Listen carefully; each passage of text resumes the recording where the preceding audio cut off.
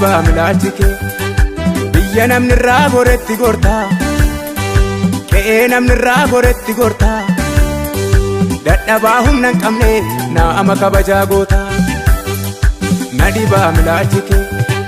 biyya namni irraa goretti gortaa qe'ee namni irraa goretti gortaa dadhabaa humna hin qabne naama kabajaa goota argeeran jaalala kee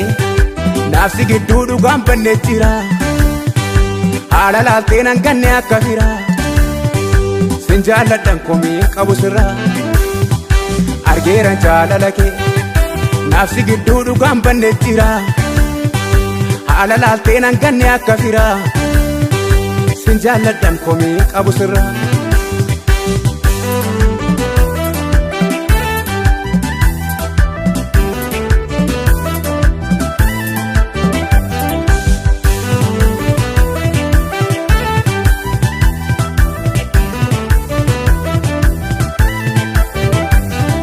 hundumtuu narraa gorraani anattuu situ gore akka har'aa kana miti madaa kootu siin qore maaliifan si dagadhaa anoo du'an siin oole nama namni irraa gore karaarraa jal'ifatu kunoo kaaddanaan nageesse garaan koo sin dagatu gargaaraa dhala hiyyeessaa mudaa kee maal dubbatu hundumtuu narraa gorraani anattuu situ gore akka har'aa kana miti madaa kootu siin qore maaliifan si dagadhaa anoo du'an siin oole nama namni irraa gore karaarraa jal'ifatu kunoo kaaddanaan nageesse garaan koo sin dagatu gargaaraa dhala hiyyeessaa mudaa kee maal dubbatu nadibaa milaalchike biyya namni irraa goretti gortaa qe'ee namni irraa goretti gortaa dadhabaa humna hin qabne naama kabajaa goota nadibaa milaalchike biyya namni irraa goretti gortaa qe'ee namni irraa goretti gortaa dadhabaa humna hin qabne naama kabajaa goota argeeran jaalala kee naafsi gidduu dhugaan banne jira haala laaltee nan ganne akka fira sin jaalladhan komii qabu sirra argeeran jaalala kee naafsi gidduu dhugaan banne jira haala laaltee nan ganne akka fira sin jaalladhan komii qabu sirra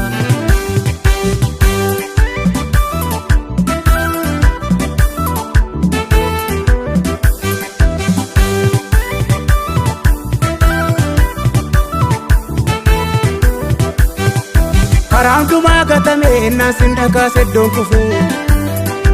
eenyu qotta si fakkeessa firroo si booddee dhufe kunuu gatii kee baasaare ammatuun si gugguufe kafana kooriyaa ciitii qullaa koonaa dhoksite ifan arge kaakaraa kee nama naa firoomsite har'arraa afaan jiraadha hundaan na duroomsite karaan dhumaa gatame innaan sin dhakaase iddoon kufe eenyu qotta si fakkeessa firroo si booddee dhufe kunuu gatii kee baasaare ammatuun si gugguufe kafana kooriyaa ciitii qullaa koonaa dhoksite ifan arge kaakaraa kee nama naa firoomsite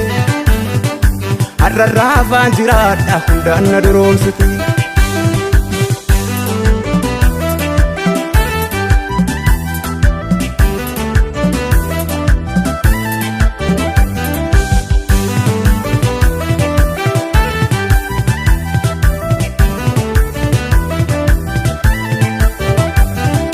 namni gaafaalli ammaatte akka kaleessaan ta'u